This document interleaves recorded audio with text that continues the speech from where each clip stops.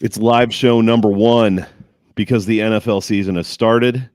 And I mean, anytime Yanni's got his chain on and you jump on live, I mean, what else could you ask for?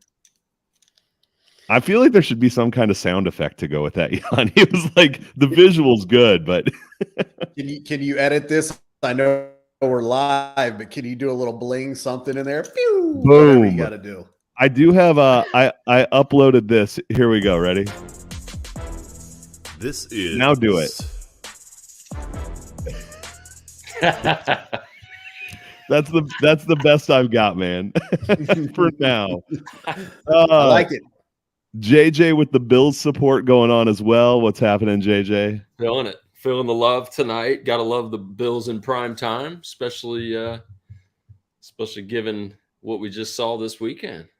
Yeah, man. It should be fun. So we will at the end wrap up with some thoughts and picks on Bills and Jets for tonight. So we'll close it out that way. But before then, we are going to talk a little bit about what we saw on Sunday and maybe Thursday, and then want to get ahead of the lines. That's a big reason why I want to do this show on Monday nights this year, is to get ahead of the lines as they move. We'll talk about the line movement that's already happened and see where the guys are at. But let's start with what we've already seen.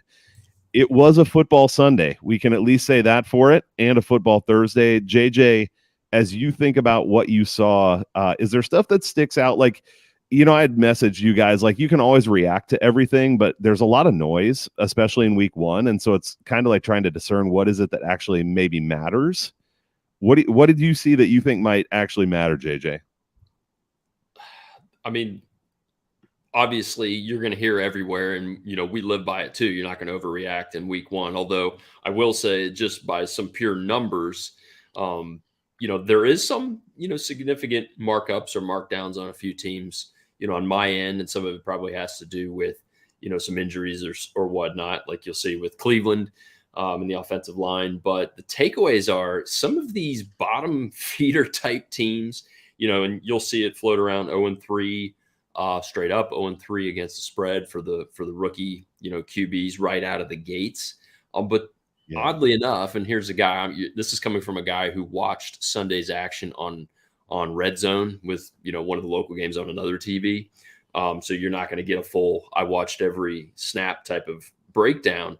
But some of these bottom feeders were super competitive with one another. You can go as far as Indianapolis and such. Now, are you going to bite into the fact that, their game with the quarterback, or is their defense going to be more of a liability down the stretch? And then you have to ask some questions about Jacksonville, even though I think we're all very bullish on them. That was a very interesting game. I think a week and a half ago, when we did the kind of the look ahead for week 1, which, not the 4-month in advance look ahead to week 1, but, something more relevant with kind of injuries and everything baked into it. One of the games that I thought was going to be the most interesting, and this was what I had on the side in the 1:00 window, was San Francisco at Pittsburgh. I thought that was going to be one of the more interesting games of the week. And to me, it was, wondering if I was too high on San Francisco. It's just one game, but, it turned out to be less of an interesting game and more of a, wow, okay, statement in one direction or another. So both of those games were pretty interesting. And then surprisingly, New Orleans and Tennessee just being kind of really ugly, but competitive in the wrong direction. That was kind of interesting for New Orleans. I think probably let a few people down, not us with Yanni's teaser and everything. No. Yeah. I want to push in on that Jacksonville Indianapolis game a little bit, because that was one that I had written down in terms of some notes. And so going into the season, the concern for me with Jacksonville, I mean, I think as we talked, it's the offensive line and it's the defense. And those questions are still big questions for me after watching that game. I mean, it's nice that they scored 14 points in 5 minutes or whatever it was at the end of the game to kind of seal that thing. But it was rough watching in the first half, where you have a quarterback who is not likely to pass the ball more than 10 yards down the field, and he's probably going to run the ball a lot and be conservative. And Jacksonville still struggled to stop Indianapolis. If you can't stop Anthony Richardson in a vanilla Colts offense, I mean, you run into Mahomes next week, even if he doesn't have any receivers. it makes me a little concerned for the Jags bets for sure. Yanni, you have thoughts on that game, Jags in particular? Well, I think you nailed it. I don't think I need to add much. You had brought up a while ago the concerns, especially on the defensive side of the ball. I think their offensive line will be okay. For a minute they lost Brandon Scherf in that game, and that would have been really bad, but he was able to come back. They'll eventually get Cam Robinson back here in a couple games. So I think their offensive line will be okay. I think their offense in general will be fine. But that defense is a little leaky there. And you said it. And it's, Josh Allen had a great game for that Jags defense, but he was kind of a one-man wrecking crew out there. He didn't have a whole lot of help. So I think you're right. You look at that Colts offense, they had no running backs. I mean, realistically, what they have, Michael Pittman out there as far as skill position. Yeah. And like you said, I mean, they moved the ball. I mean, Richardson looked pretty good. At times in that game. So I think that is a little bit concerning. And again, it's a little bit of what we talked with the Jags in general, that they should be able to handle business in the AFC South, but are they ready to compete with the Chiefs, the Chargers, the Bills, the Dolphins, the Bengals, those elite teams in the AFC? Are they there? And that defense, I mean, I think you're right. It's still a little bit of a question. Yeah, it's a little scary. Was there anything else, Yanni, as you think back on Sunday, Thursday, whatever, that sticks out as something that like is an indicator to you for more than just 1 week that moving forward means something? Yeah, a little bit. Some of those things you think are probably anomalies or maybe 1 week things. I mean, I don't worry too much about the Bengals. I mean, obviously their offense looked horrendous, but they're going to get that figured out. I'm not too worried about that. I think, you look at some of those type things and you say, it's probably more of a 1 week thing. As far as some of, I guess, the more disappointing things I saw, the Seahawks have to be one of the huge disappointments there. And, maybe it's because I was high on them coming into the season, but to be hosting a team without their best wide receiver and to let guys we've never heard of just basically, Stafford threw the ball all over them. And then, defensively, that offense should be good in Seattle. It really should. And I mean, they didn't have it. I mean, they couldn't throw the ball. They couldn't really run the ball. So I think that, to me, that's a little more of a long-term concern for me. Maybe they'll get that figured out, but I definitely have some concerns there. And I think the other, I don't want to say concern, but the Denver Broncos defense, I think, you look, and I mean, we got to give a little bit of credit to the Raiders. I mean, they played well. Garoppolo, I thought, played a nice game from what I was able to see. He was able to kind of command the offense, but they couldn't get off the field. And you look at that Denver defense and, they've got pass rushers. They've got a secondary. Why couldn't they get off the field? So, you wonder, is that a scheme thing? Was it just a 1 week thing? I don't know. But I think Seattle and Denver, I'm a little worried on their ends there for them. We'll see. And then on the opposite side, just on the positive side, we talked about it in the offseason, that Browns defense being improved. And yes, I realize, weather wasn't good. We know Joe Burrow didn't play in the preseason. I mean, all that. So I don't want to read too much into it, but I think what we saw was exactly what we talked about. And that's Myles Garrett having some help and seeing what he and that defense can do with some help. And they clearly, own the line of scrimmage there. And obviously their secondary played really well. And, last couple of things I'll say, obviously we saw what the Dolphins offense did. Defense came up clutch when they needed to. I think that is something that's interesting. Although I think when you delve into that game, we're going to see that maybe that was a little more of a reflection on the Chargers than anything. We can talk about that later, I'm sure. But but the last one I want to bring up, though, is, and I hate to say it, but it's the Patriots. And, they gave the Eagles all that they could handle in that game. Yeah. And I figured, we talked about their defense probably being a top 5-6 type unit in the league, which I think they legitimately can be. I think they made that Philly offense look very pedestrian. I mean, they held them about as in check as you can. And the fact that they were able to get some offense going, Mac Jones looked pretty good. If I'm a Patriots fan, I'm feeling pretty good 0-1. They've got a really important game this week with the Dolphins. And I mean, all of a sudden you look at that and people are like, oh, they're so high in Miami, but are we sure that New England maybe is not the team we should be watching that one? So those are just a few of my kind of wrap up week one thoughts. I hate that you have to say that about the Patriots, but I can't disagree. I was watching that Yeah. game and I was like, man, this defense is filthy. I will say it felt like the Eagles were flat to me. Sure. Generally, and it's week one, and I felt like we saw that across the board. I mean, I even had messaged you guys in the early window. It was like 7 out of 8 games went under, I think, or something, or were slated to.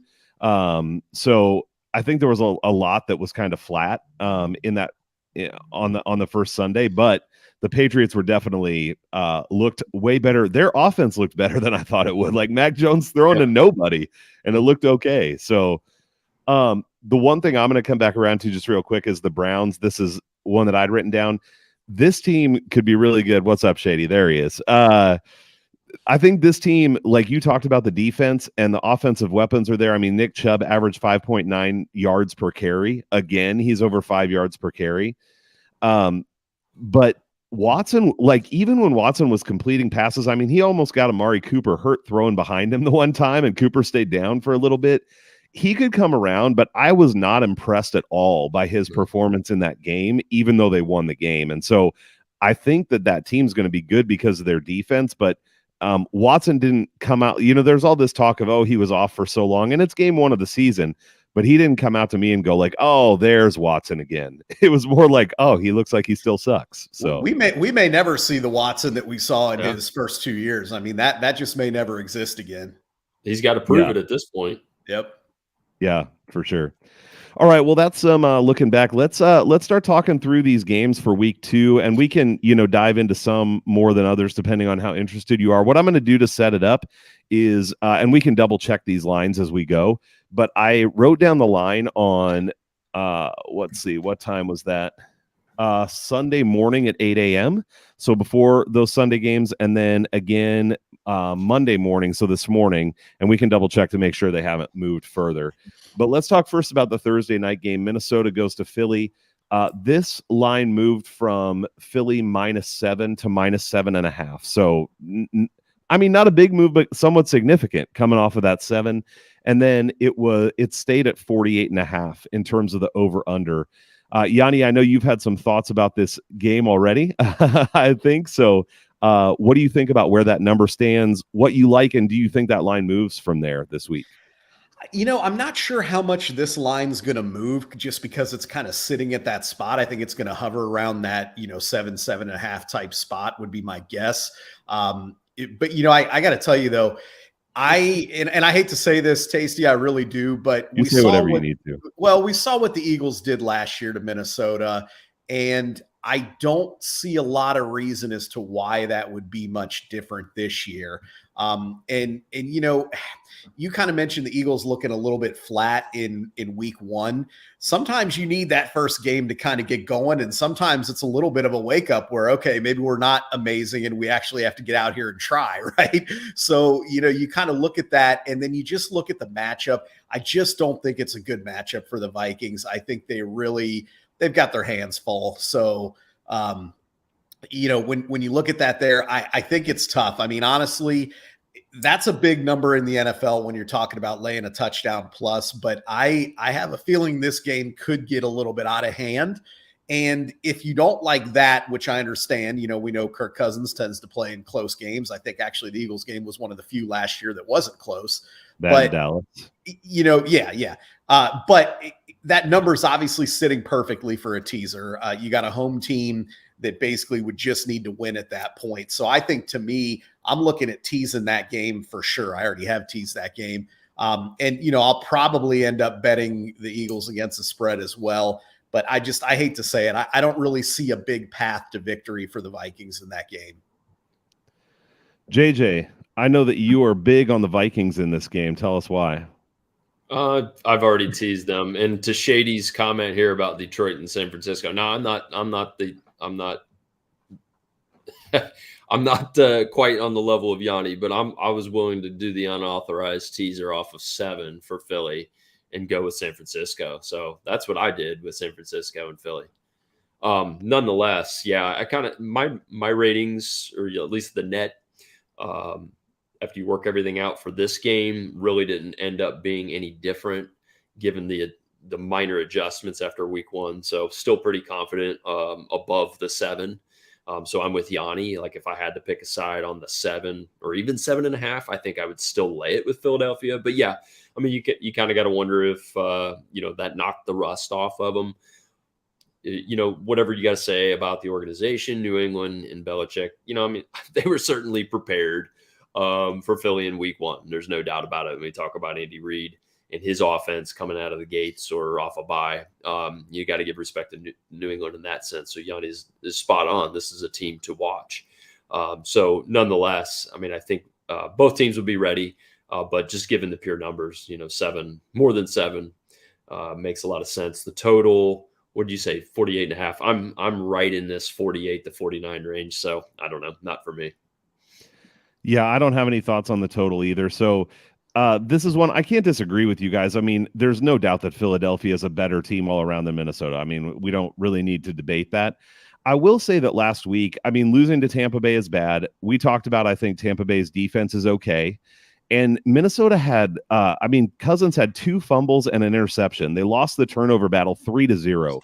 I mean, he had 350 yards passing or something like that. So that's one of those games where I know I beat the turnover drum pretty often, but you have to think if they don't turn the ball over 3 times, they win that game and probably win it, by 7 at least, if not more. So I think that performance probably wasn't as bad as it looks when you look at the scoreboard. And I also, honestly, the thing that makes me, I'm not usually very positive on Minnesota. I actually wonder after the outcomes last week and what happened last year, I actually found myself thinking that maybe 7.5 was a spot to think about taking a shot on the Vikings. But I don't like Thursday night away from home. I mean, that's just, it's too much. So I think this line is likely to stay around 7.5. That seems right to me. That was where I had lined it. I don't know. Either of you guys see the line moving, or do you think that's lined pretty well and probably hangs around there? I think it hangs right around there. Yeah. All right. Well, let's move on from Thursday. And I think the teaser leg thing is a good angle, especially getting Philly down to just they have to win. Seems like a good spot on a Thursday night at home to me. Yep.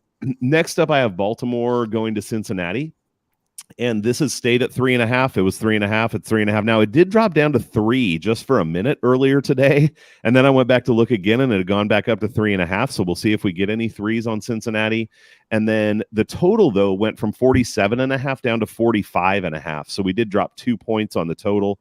Yanni, what do you think when you look at Baltimore and Cincinnati this coming week after a pretty brutal performance from the Bengals? Yeah, this was kind of a look-ahead game for me, and ironically, it almost, I guess you would say, it kind of worked against my favor, what I wanted, and that's because looking ahead, I liked Baltimore at plus 3.5 in this game.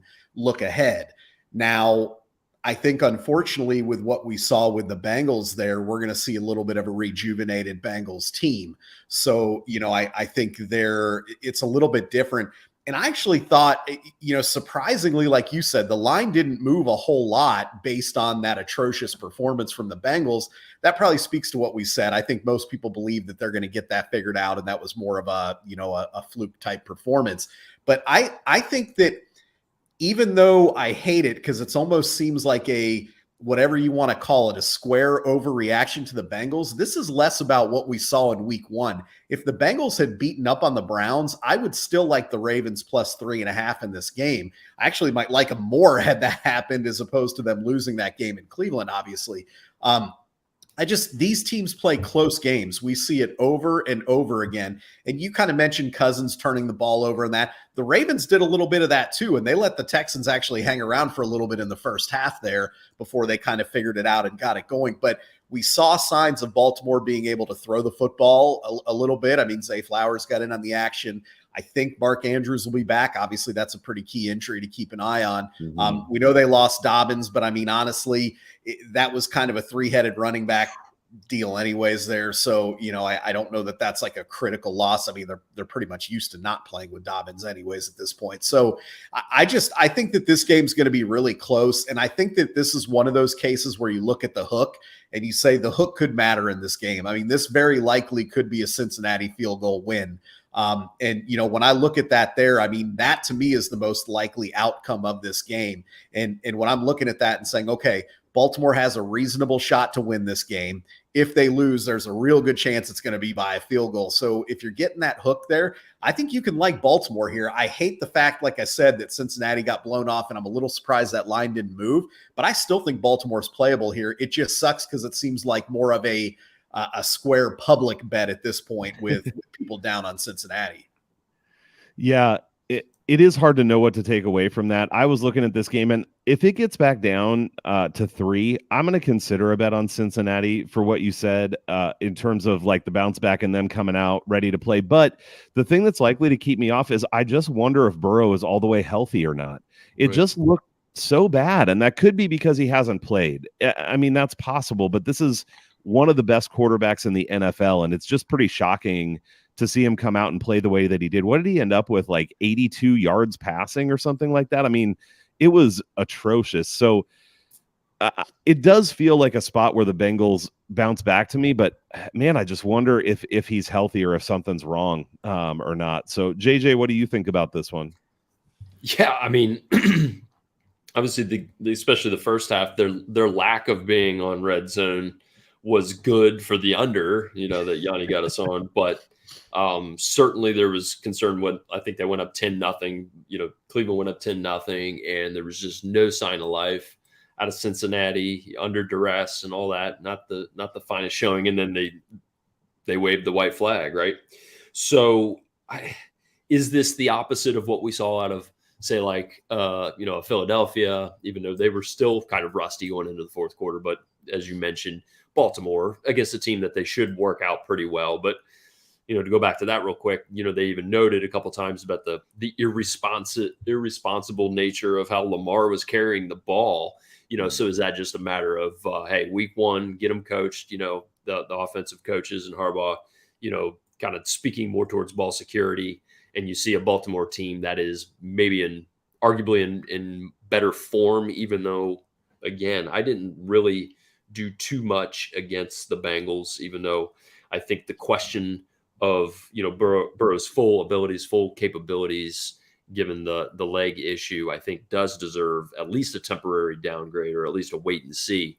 But the condition, the bad juju against the dog pound, all that sort of thing, almost makes it one of those where information is key. What are we seeing out of practice, out of them this week? Whether they look to be back on track or not. So I think maybe that kind of tips your hands as to whether, since he's going to be more game for the fight against a Baltimore team that is markedly improved, and assuming that Lamar gets the ball security thing a little better from week 1 to week 2. I'm more on taking the point side too. Before last week, what we saw last week, I would have leaned towards, laying the 3, not the 3.5 necessarily. Again, these are, numerical changes on my end, but the 3 and 3.5, as we all know, are very key. I mean, that half point is critical, especially in this type of game. But just looking at current form and who may have knocked the rust off versus left more questions out on the field, I think you certainly have to tip your cap to Baltimore, but it's all price dependent. There's one really quick point too to make here, and that's if you watched that Baltimore game, and I haven't watched it in its entirety, but I did see a fair amount of it. Baltimore was getting thrown on by CJ Stroud, and going into the season, I think we had talked, and I said if there was one concern on Baltimore that I really had, it was that secondary is not nearly as deep as it used to be and as good as it used to be. And I watched Robert Woods coming off an ACL injury with CJ Stroud getting open and making plays. We saw Nico Collins make some catches. So you look and you say, okay, T. Higgins caught no passes on Sunday. Chase, basically did nothing. And then you've got Tyler Boyd, who's traditionally been a Ravens killer. All of a sudden you're like, is that the boiling point where we know Higgins is going to get going? Boyd's always killed the Ravens. And, we know we got Chase, and we do have potentially that weaker Ravens secondary. Is it a formula, for the Bengals to maybe get things going? Yeah, that's kind of what I wonder too. But I have an X through this. Yeah, same here. After my evaluation, for me for sure. Yep. Yeah, I'm very curious to So, see what we get out of these teams. yeah, Yeah. it'll be an interesting one. All right, let's move on to Seattle at Detroit. This is one of the big movers, and Yanni, you talked about Seattle and the egg that they laid in game one against the Rams. So Detroit was -3 on Sunday morning, -5.5. I'll have to check if that's still the case, but they went to -5.5. The total dropped one from 51.5 to 50.5. Is that line movement warranted, Yanni? I mean, I guess you could say it's warranted because of what we saw out of these teams. I think in Detroit's case, they kind of are who we thought. And I mean, they're a good team. I think we said they should be favored to win the division. They've got a good offense. Defense should be a little bit better. Seattle, like I said, I've got concerns there, but I wouldn't say I've completely given up on them just yet. I mean, obviously, if they come out and they look horrible again, then I think we have to start saying last year was a mirage for Geno Smith, and this team just isn't going to be what we think they can be. I actually think this is going to be a pretty good game. I think it could be an exciting game. And to be honest, you mentioned a lot of these games going under in week one. I wouldn't be surprised if we have a little bit of a flip-flop in week two as some of these offenses like the Bengals or maybe the Seahawks get their footing a little bit. I mean, I think here's what I would say. I think the Lions are going to score points. I think they're going to score points against most teams. At home, I think they're going to score points on the Seattle defense. The Seahawks, they don't rush the passer well. And we know what Jared Goff can do with a good offensive line there. So I think that the Lions are going to put some points up here.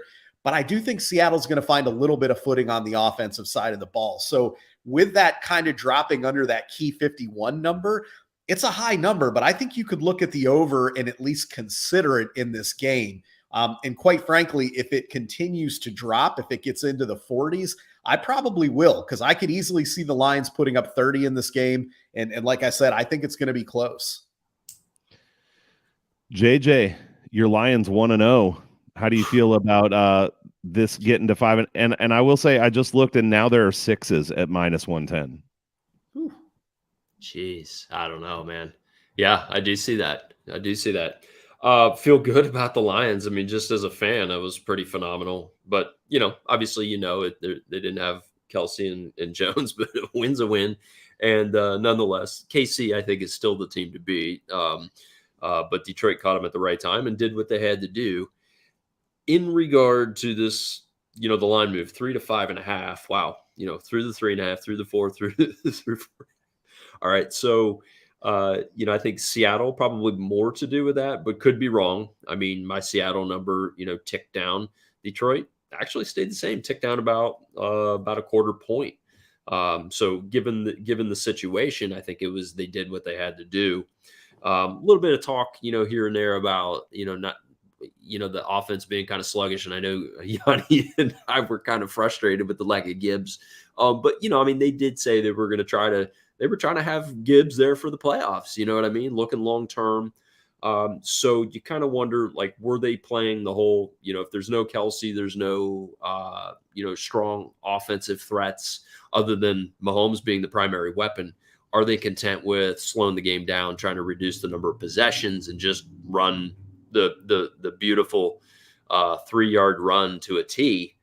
That whether that was intentional or just, some sort of matter of not being able to get anything more creative against Kansas City.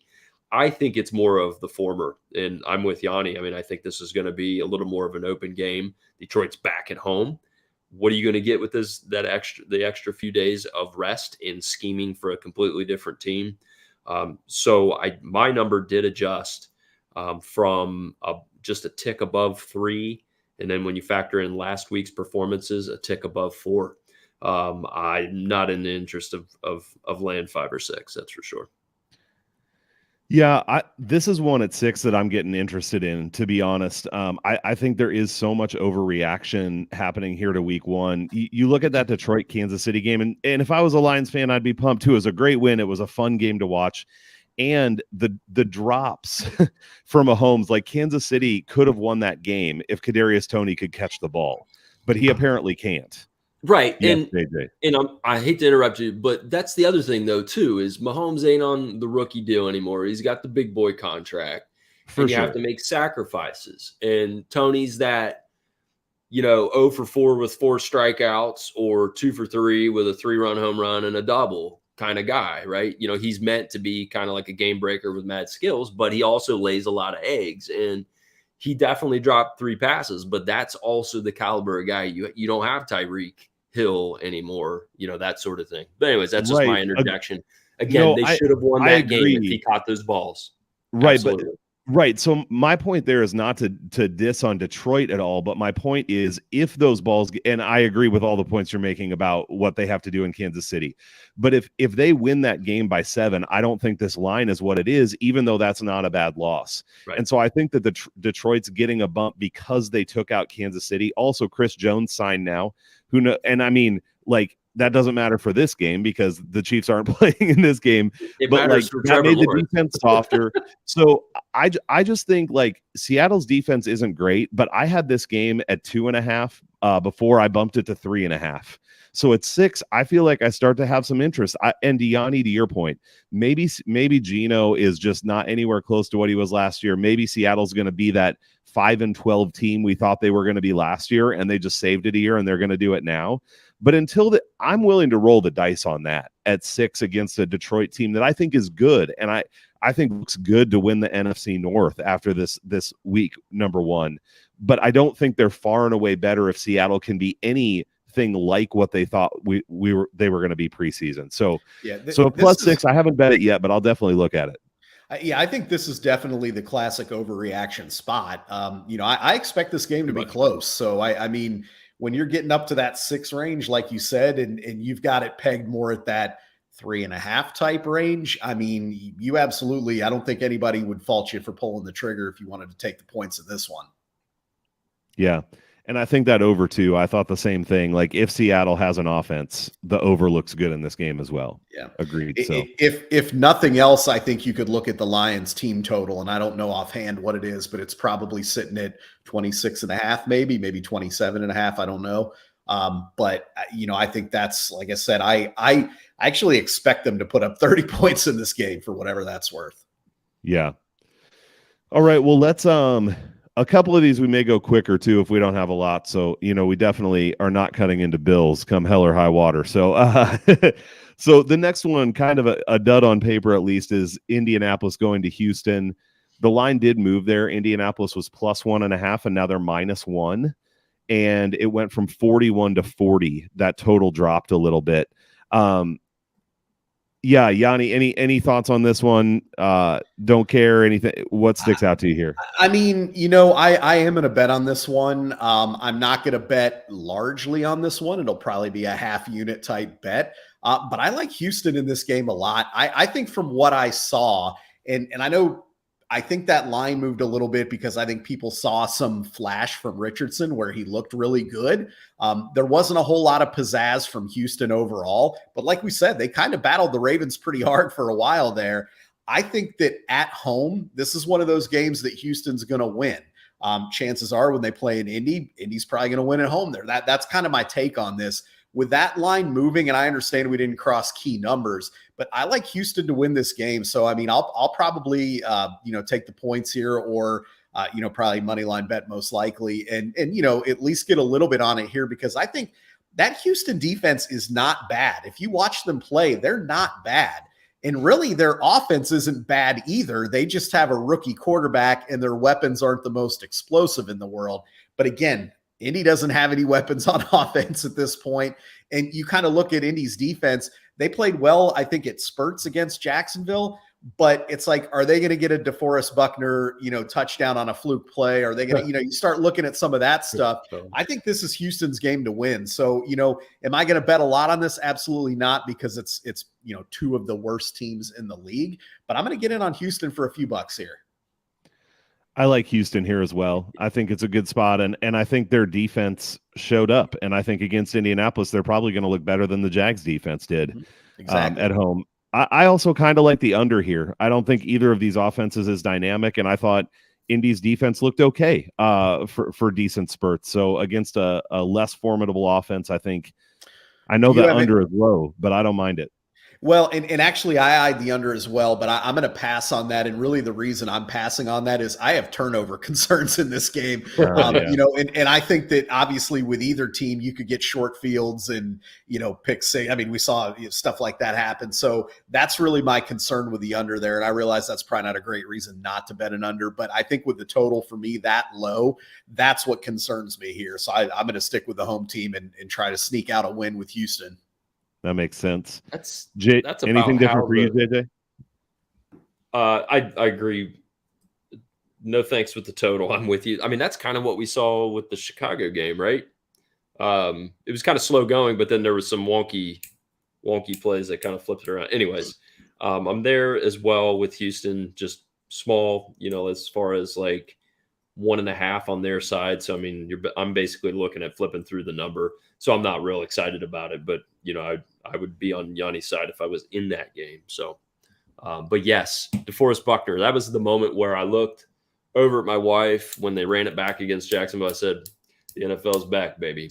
The NFL is back, baby. All right. Well, let's move it along to that Chicago team you just talked about, who go to Tampa Bay. And this game definitely moved. So Tampa Bay was +1 and now -3. So a 4-point swing on this game, from 44.5 down to 43. JJ, what do you think about this line movement? Is it warranted? What do you think about the game? If you stripped out week 1, I would have had this at 1.7 Tampa Bay. I'm just really low on Chicago. As low as I am on Tampa Bay, apparently I'm lower on Chicago. So moving up to 3, I'm right there at 3-2. So not as big of an adjustment given my baseline coming into the season, but a pretty big adjustment as far as the betting line. So no thanks. Yanni, it looks like you're on the same page. The line movement is warranted. I'm not sure if it's warranted that drastically, because that's a pretty big move. I mean, essentially, you're moving over a field goal there, and I don't know if that's warranted. But for me, this goes back to more of what we thought or talked about going into the season, which for me was, I need to see it from the Bears because I'm not going to believe it until I see it. And at least in week 1, I sure as heck didn't see it. And on the flip side, I said, Tampa is one of those teams that they could hang around in the AFC South because I think their defense is still pretty good. And, they have some weapons on offense. So I think, that Bears defense did not really show up. Obviously, their offense didn't look in sync at all. So I hate the line movement here because obviously all the value is gone. But to JJ's point, if this were a week 1 game, I would have been all over Tampa. Just because, again, I think you had an undervalued Tampa squad and an overvalued Chicago squad. And actually, when I say I would have been all over it, that's probably a lie because it probably would have been a wait and see just because I think, right. Especially with the Bears, I wanted to kind of wait and see, is the hype real with Justin Fields? Is this defense going to be improved? And I'm not going to read too much into 1 week, but I do think when you look at this here, this is Tampa's game to win. And I think for me, I believe the Tampa point total is 21.5, if I'm not mistaken, or 22.5. Anything under 23, I'm probably going to take that with Tampa here. And I realize that's it's rolling the dice a little bit with Baker Mayfield, but I think that they have enough weapons against that Bears defense that they're going to run the ball a little bit better than they did against the Vikings. And I think that that's going to allow Evans and Godwin to do what they do. And I think Mayfield will do enough. And who knows, they may even get some defensive work like Green Bay did there. And I think, this Bears defense at the end of the day is not good. So if you can get a team's total under 23 playing them, especially at home, I think, I'm always going to at least look at an option like that. So that's certainly something I've got some interest in. And that total dropped again. I just looked and it's down to 41.5. So maybe the team totals keep coming down as well. Yep. So I'm on the other side on this one. I bet Chicago at +3. And I don't like Chicago. I mean, I'm not high on Chicago. I'm not a Fields truther by any means. But I look at the way that these 2 games played out last week. And yes, Chicago got run by Green Bay. But I think Green Bay does have a really good defense. There's some wonky stuff in that game, whatever. It went the wrong way for him. To me, it's more about Tampa. I was really low on Tampa coming into this year, and I'm wondering if I have enough reason to bail on that take after 1 week.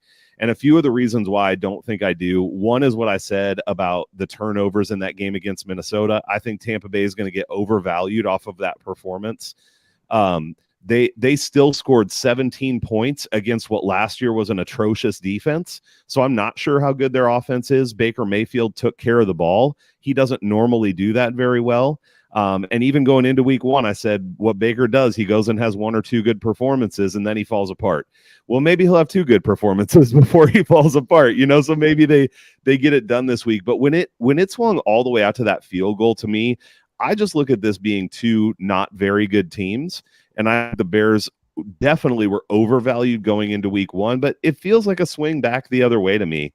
And I just still really don't believe in Tampa. So if you're going to give me a full field goal between these two teams, I just felt like it was worth taking. So I didn't go huge on this either. It was for one unit, but I did take the Bears at +3. So we'll see if I look the fool come next Sunday. All right, let's keep moving along here. This should be a good one. Kansas City at Jacksonville. This has stayed at -2.5, -2.5 for Kansas City. The total's gone from 50 actually up to 51. I'll double check and make sure that stayed the same.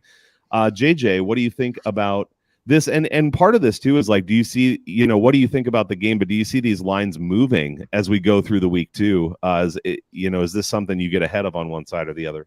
Yeah, what'd you say the look ahead on this one was? -2.5. It was -2.5 Sunday morning, and it is, unless it's changed now, it's still -2.5. It's 3. It's 3. You're right. Yep, it's gone to -3. Yep. Yeah. Huh. Well, I mean, Chris Jones is signed, but we'll find out as far as his full effect. Is it kind of like Bosa for San Francisco as far as kind of being on a pitch count? But you still have the question about Kelsey, so I'm really curious about that. I think there was a statement earlier about him looking better or something to that effect, but nothing super firm about his return. And I think, as we saw, let's just say Tony catches 2 out of the 3 that he would get next week and does okay. Like, how big of an effect is Kelsey still? I mean, I think from the opener we saw it was a significant effect to the offensive game plan, but it was also a sudden effect to the offensive game plan. It was pretty as close to game time as it got, given that they were preparing for a few months. So that's something that I'm still waiting for. Otherwise, I think without him, I think he would take the 3. But I need to know whether he's going to be in or not. He's such a pivotal part of the entire operation. But you have to be, I mean, Trevor Lawrence has to be a little concerned after what Indy did to be so disruptive to that offense, and what Kansas City can do with Chris Jones back, and just having a probably, I think it's fair to say, even though Kansas City has notoriously been known for, giving up points, that Tide has shown some signs of life, whether it's personnel, but also metrics, that this is a better defense than in previous years, and should be a step up from what they got out of Indianapolis. Yanni, what are your thoughts on what is at least a high-profile game in week 2? This is going to be one of the, I think, fun games of the weekend. And I'll tell you this, I'm taking the over. I think, I hate to give out, that's multiple overs I've given out here, and I hate to do that, but I'm taking the over in this game. I think we are going to see a lot of points on both sides of the ball.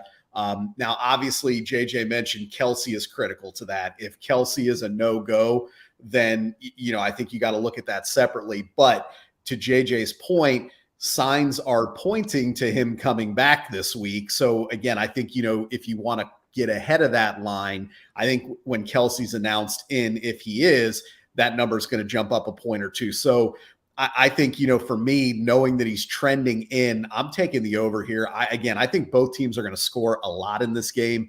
To me, this kind of has a making similar to that Dolphins-Chargers game. Just kind of as far as how it's going to go. I think, to JJ's point too, we're going to see guys like Tony and Sky Moore maybe make some plays they didn't make in the opener there. We know the Jags offense can score. So, at home, I think it's going to be a good game. I just think there's going to be a lot of scoring in this one.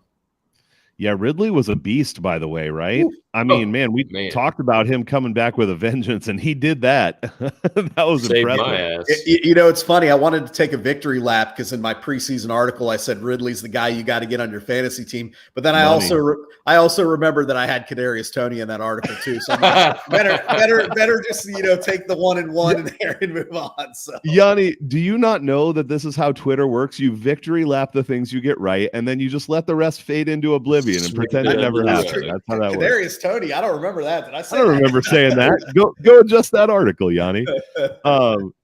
Yeah, so this is another one. I bet Kansas City -2.5 already. When I saw that 2.5, I wanted to get on it.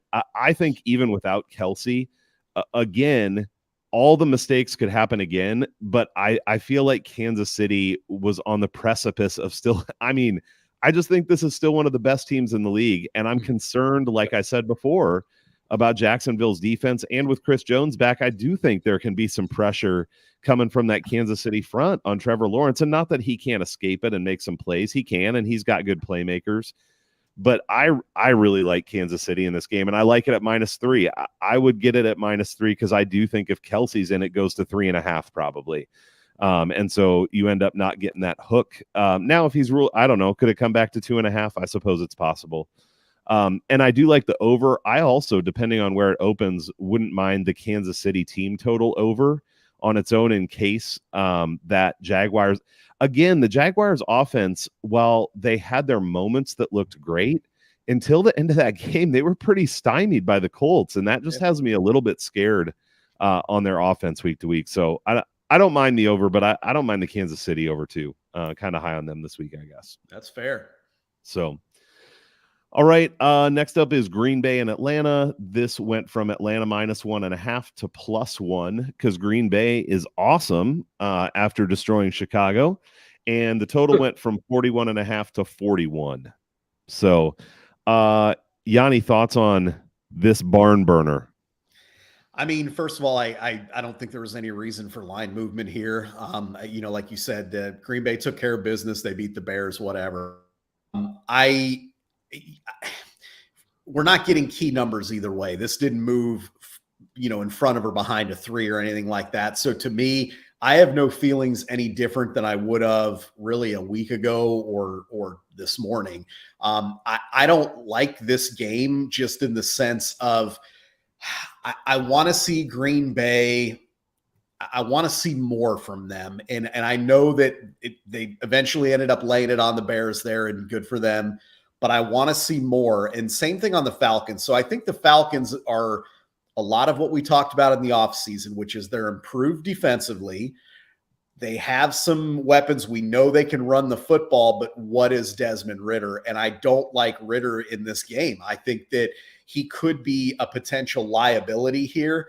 But I also don't like this Green Bay team going into that dome. It doesn't have a great feel as far as a matchup standpoint. So for me, this is a pass. I think I'm staying completely away at this point. JJ, what do you think? Shady here says, what do you think of Atlanta +100 versus Atlanta Green Bay? Do you feel any differently than Yanni? I think I would take Atlanta versus Green Bay, compared to Green Bay, especially what are they plus? Yeah, right. So even money, but no, I have no interest. I'm in the same boat. I want to see, both these teams play again. Yeah, definitely. Atlanta was. Yeah, sorry, JJ. I was just going to say, they each beat a bad team. Yeah. So how much did we really learn about what we're getting here? And they were pretty kind of ugly games until, the Green Bay, the landslide started to work in their favor, against Chicago. But it was really kind of a grindy first half, as was the other game. So, yeah, I want to see more out of these teams. Again, kind of not that I would call Green Bay a bottom feeder by any means, but they're heading, in the opposite direction of Atlanta franchise or, season over season wise. But, have they converged, or is Atlanta, starting to pass them? I think that's the question. This is another week to try to get that answer. Yeah, I don't give a shit about this game. So we're going to move on.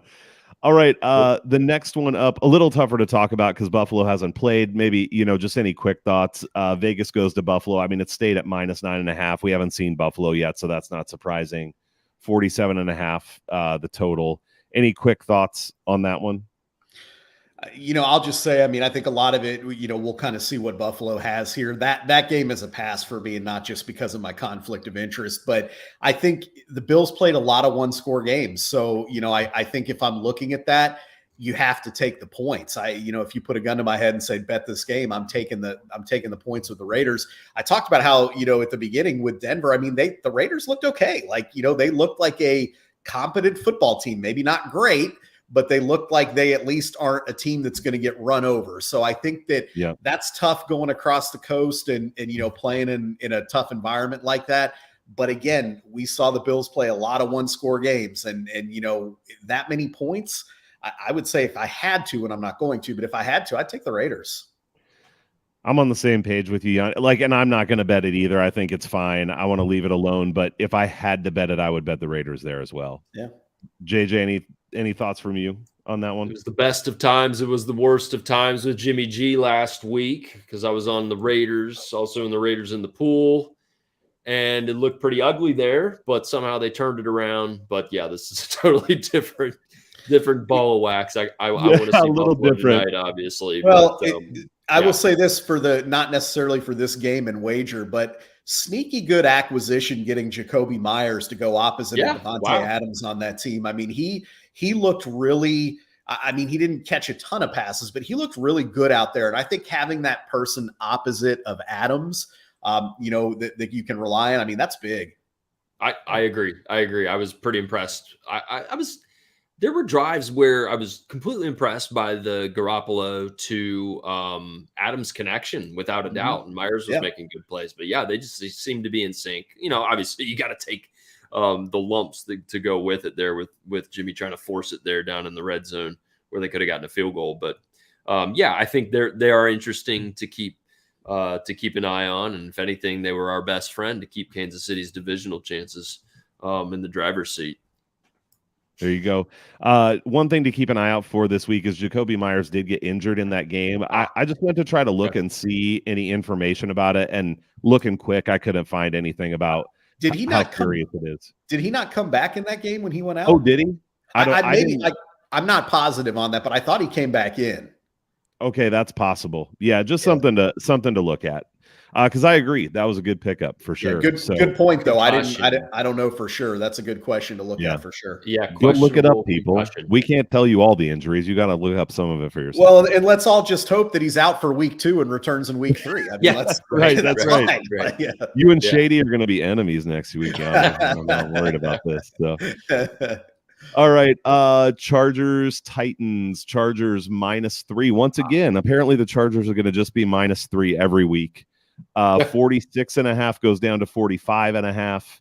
JJ, any thoughts on the Chargers and Titans at this line? Oh my gosh, no, not really. I don't know about the Chargers. It's just the same shit same stuff every year. Honey, I don't know. Any thoughts on this one? So first of all, Shady said Myers went out for the game to the tunnel, so he probably definitely has the inside view. He would know. Yeah. So, yeah. I actually do have a thought on this game, and I'll tell you, I hate fading the Titans, because for no matter what, they always seem to hang around. Case in point this week, they kind of hung around. But if you watched that game, and I caught quite a bit of that game, I had it on one of my side TVs. Rough stuff. That offensive line is as bad as we thought. And, I went in and I'm like, hey, look, they got a draft pick in there. They swapped out a couple guys. Like, maybe it won't be the worst in the league, right? Maybe they'll be 25th instead of 32nd or something like that. They might be as the worst in the league. I mean, that offensive line was bad. Tannehill was under constant pressure. He looked awful. And you can't, I couldn't fault him. I mean, you would watch him drop back and it was like, oh shit, here comes, whatever. So you look at that and you see Bosa and Khalil Mack and these guys come into town, and that has to worry me if I'm a Titans fan in this game. I mean, maybe they can get Derrick Henry going and, kind of keep the sticks moving and do it that way. But that worries me. So I think when I look at this, and right now I've got, at least up on Bovada, I've got the Chargers -3.5, and I don't like that. But at -3, without the hook and obviously potential for a push. I think the Chargers get in the win column here because I think they're going to overwhelm that offensive line. And again, I hate fading the Titans, especially in a home game spot like this. But unless Henry runs for 200 yards, which is possible, that could happen. If that doesn't happen, I just think they're going to overwhelm Tannehill. I think we could see some interceptions, some fumbles, things like that. And hopefully Brandon Staley and his coaching staff can not completely botch something here and get it done. Yeah, I'll just say on the Chargers, I think I may go bet this as soon as we're done. It's moving to 3.5. There's a -111 at Bet Rivers right now and -3. But I think it's going to move to that half. Those reasons you said, Yanni, I feel the same way. I mean, it makes me feel like New Orleans is, like we thought, not going to be amazing the way that they handled that game offensively. So that's a good look, I think. Well, it is fair to one other thing. It's fair to point out. We talked about Jacoby Myers. Eckler did get dinged up in that game. You know, and I know but I think they said his status for practice this week is questionable. I think that's just something to monitor. You know, again, though, you kind of look at that though. I don't know that you run all that well on Tennessee anyways. So I think if anything, it's going to be a passing type game to begin with for the Chargers. So, you know, I think, again, I think Tannehill is in for a rough game in this one. I struggle with the full game total with this, just given kind of how I won't say polar opposites, but I think both teams are on opposite ends of the spectrum, I guess, when it comes to, offensive production. Is this more of a Chargers team total thing? If you have that, if you're looking towards points and less about whether they're going to, do bonehead things and let Tennessee back in the game, even though I have to agree with you guys in terms of the way it looks on paper, this should be much more than 3, but even my numbers kind of keep it closer to 3. I kind of wonder if the team totals maybe a better perspective. Yeah, it's a thought. Yeah, that is. All right.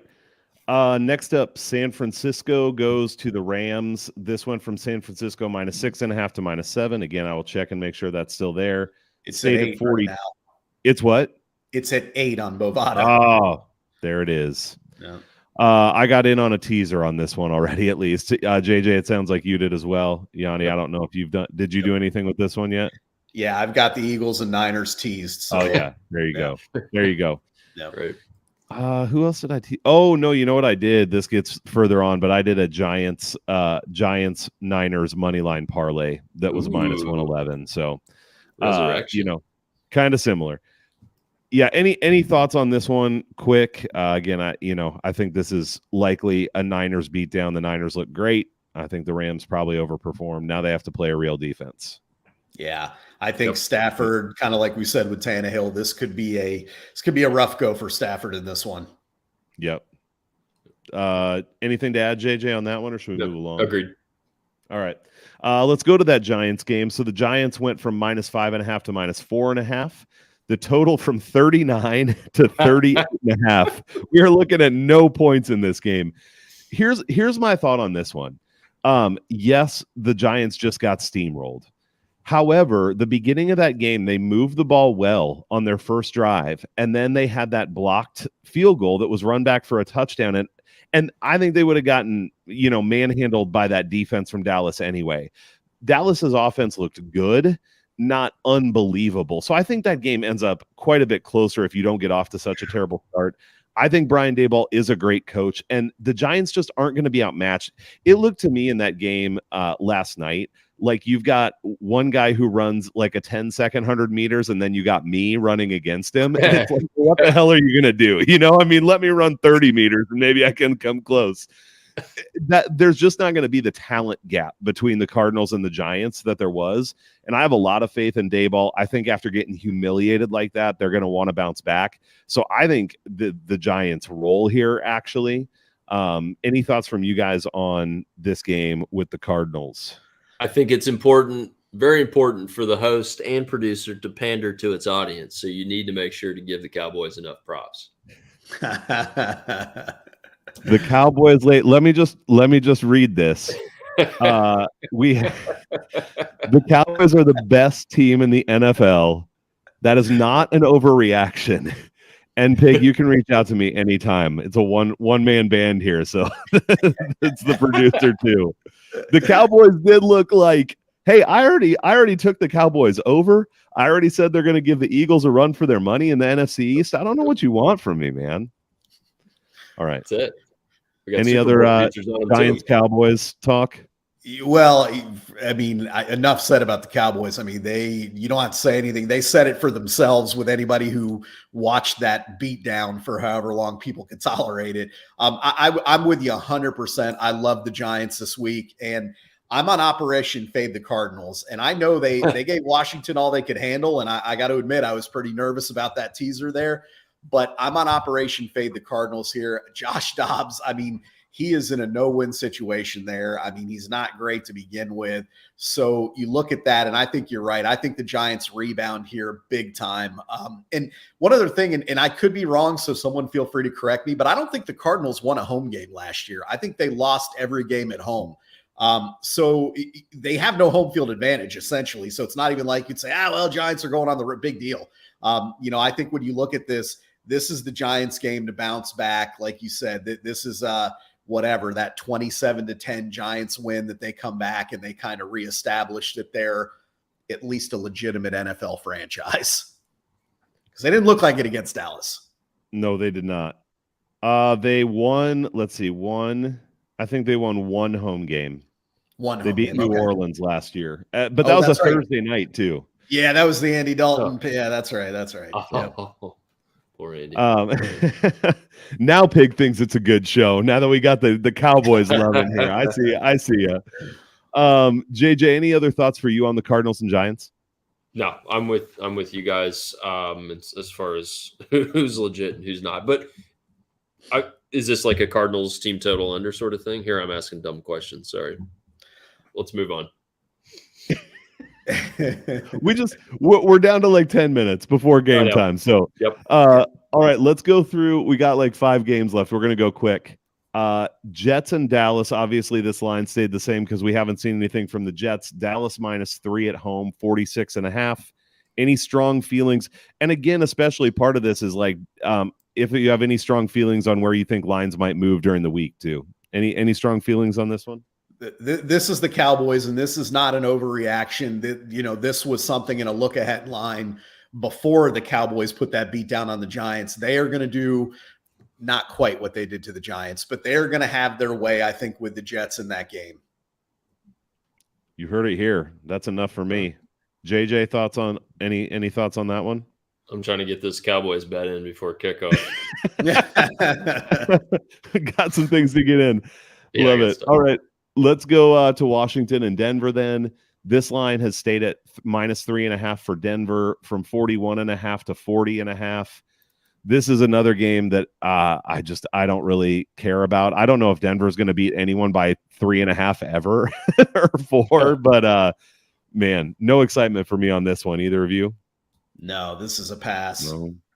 JJ? Pass.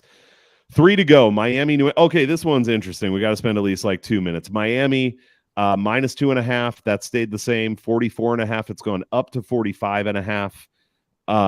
JJ, what do you see for this game as a high-powered offense from Miami goes to what looks like a dominant defense with New England? I know, right?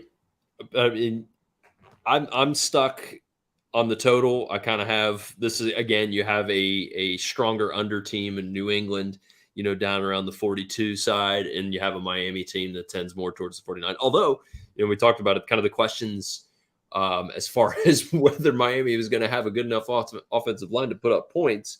Kind of got to wonder whether that was more about the situation and or the Chargers' ability to execute compared to what we might see more of taking place this week. If there is still that vulnerability against the New England defense, which we're saying to look out for. Got to wonder about being able to cover this. Yeah, Yanni, let me ask you quick. The total's up to 47.5. Wow. I have this at 42 or 42.5 as well. Any thoughts for you? Yeah, I lean way under on this. Yeah. If not, if at the very least, Dolphins team total under. I think that what we saw last week, and I alluded to it at the top here, is Brandon Staley's coaching staff playing man coverage on Hill and Waddle and not adjusting after getting torched for a half of football. So Bill Belichick's not going to make the same mistake there. I think that this game is probably going to be a 23-20, that kind of game. And we saw when these two teams played last year, I think the first week it was 20-17 or something like that. I think they played in week 1 or 2 last year. And then later in the year, it was again another low scoring game. So I'm on the under on this. I don't have a strong feeling on the spread just because I think Miami's the better team, but we talked about New England and, at home, I don't love that. So for me, I'm looking under on this game. Yeah, sorry, I'm not paying attention. I'm just betting the under. Yeah, hey, get it.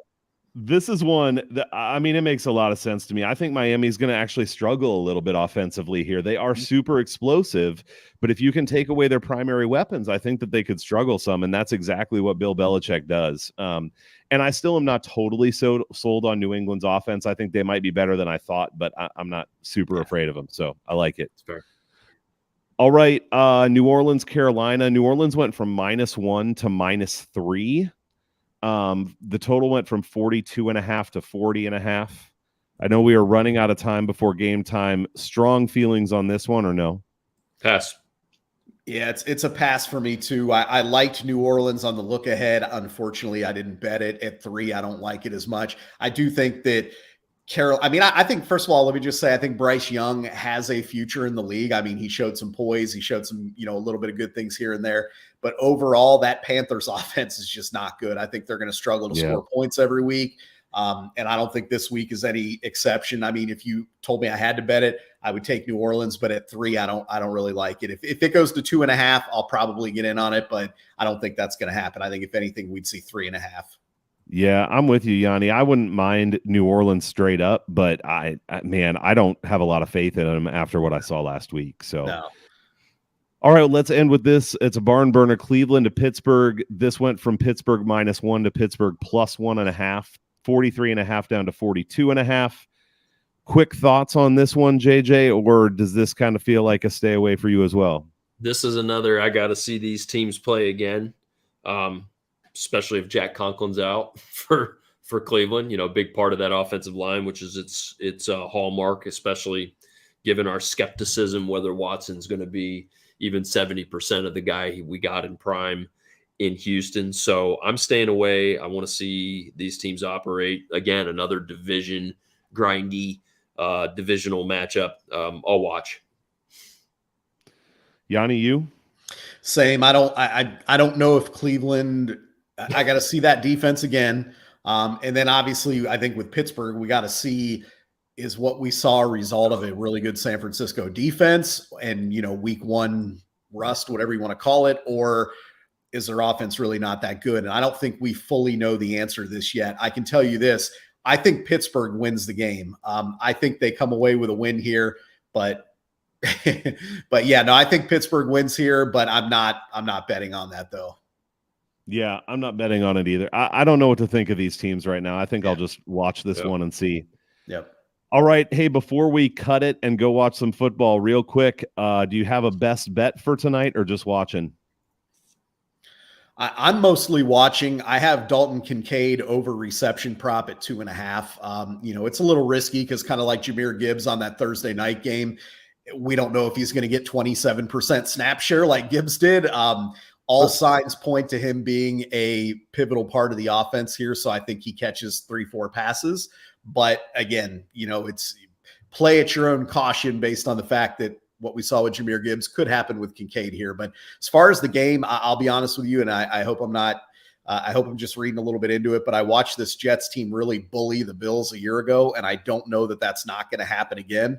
I hope it doesn't, but I think, if you're looking at me, I'm staying away. I would take the points, but Tasty, I know you said you like the Bills here, and I'm hoping you're on the right side. JJ, anything for you? I tailed Yanni on the Kincaid prop, and a week and a half ago when we did your show, I went ahead and jumped on that -2.5 to get out ahead of things. Here I am, 2.5, 3 months into the market. I know. So we're riding, baby. I thought so too. I feel fine about it still. I mean, I think this will be a good game. Absolutely. But again, I think the Bills are a better team right now, and especially early on in a new season where there's way more continuity in Buffalo than there is in New York. Yeah. So I like it. And then the other thing is I took Josh Allen anytime touchdown at plus 185 too. I think he had Nice. 2 or 3 against the Jets last year. The weather looks like it could have been a little bit rainy, but so it's something just fun to watch too, right? I didn't put a lot of money on it, but it's something fun to cheer for. So Amen. that's where I'm at. All right. Well, hey, thanks for joining and tailgating. Now let's go watch some football and cheer on those Bills. Go Bills. Have a good night, fellas. Take care, guys.